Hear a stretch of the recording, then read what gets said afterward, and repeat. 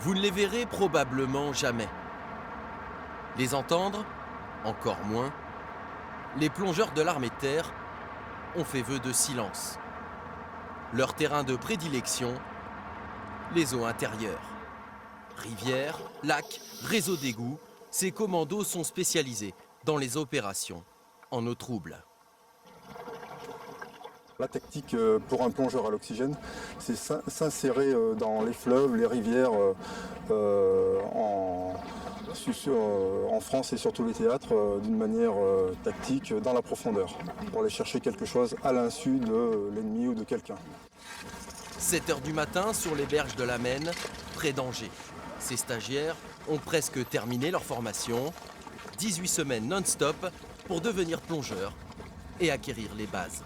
Le but, c'est d'arriver sur l'objectif avec le temps donné, quoi. Voilà. Sans être vu. Sans être vu. Il faut être d'une part entraîné, d'accord, également être zen, préparé psychologiquement et puis avoir confiance en soi, avoir confiance en son binôme et en son matériel.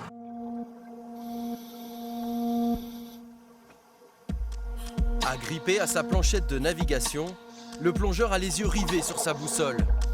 Dans des eaux à la visibilité quasi nulle, la plupart du temps de nuit, c'est elle qui guide le binôme. Profondeur maximum, 7 mètres.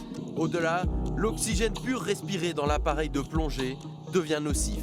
Mais point positif, cette machine n'émet aucune bulle. Pour plus de discrétion. On a juste de quoi voir la planchette de navigation. L'équipier, on sait qu'il est à côté parce qu'il est légèrement en contact, donc il appuie, il touche régulièrement son chef. Mais sinon, à part ça, c'est vraiment le noir total, quoi. Vous rentrez dans une salle noire, vous mettez une légère lumière dans cette salle, c'est le même effet. Le passage de l'eau à la terre, un des moments critiques pour ces soldats. Chaque mouvement doit être précis, silencieux. On va essayer de faire le maximum possible, donc les branchages, éviter les branchages, tout ça. Et puis après, c'est tout ce qui est matos, toutes les parties qui font du bruit, tout ce qui est métallique. Par exemple, la fermeture, ça peut faire du bruit, donc on y va doucement. Ne jamais se faire repérer, un des points clés pour réussir une mission de reconnaissance ou d'observation. Le résultat d'une formation très pointue. Elle est longue, elle est exigeante. Elle demande je dirais, beaucoup d'aguerrissement, de rusticité. Je dirais que c'est pas à la portée de tous, mais avec mon niveau physique et la motivation, oui, c'est tout à fait accessible. Les plongeurs de combat de l'armée de terre sont actuellement engagés en Guyane, au Mali et en Afghanistan. Toujours au cœur de l'action.